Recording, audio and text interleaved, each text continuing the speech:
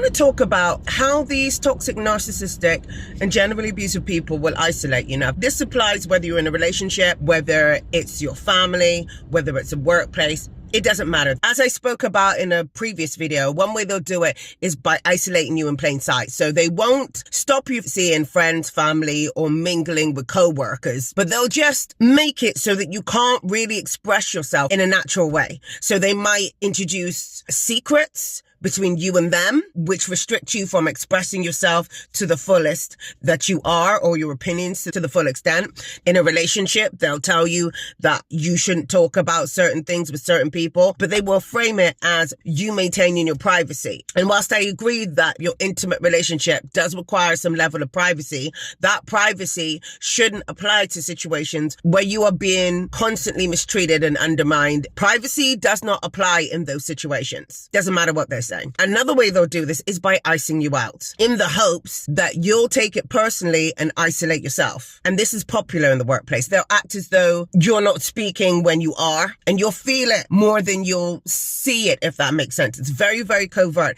very, very passive aggressive, but outwardly you couldn't say that they were mean to you because it's all done with plausible deniability, right? It's all very passive aggressive. Another thing they'll do in the workplace and in intimate relationships and in family dynamics is they'll bait you.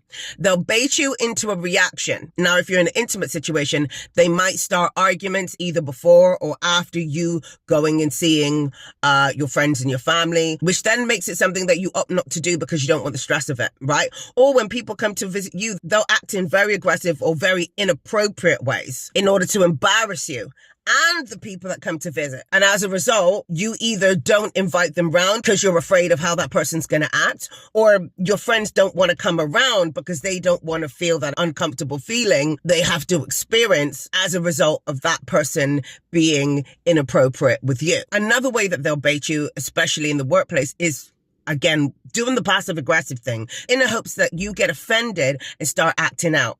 So then you become the problem. And then they can, of course, talk to other co-workers about this behavior that they totally baited you into in the first place, and have those co-workers take sides, which further isolates you in that workplace. Those are some of the very common ways in which you will be isolated when it comes to a toxic dynamic. But please share any that you've experienced personally in the comments so we can all learn. And stay woke. Truth over everything. No woman left behind.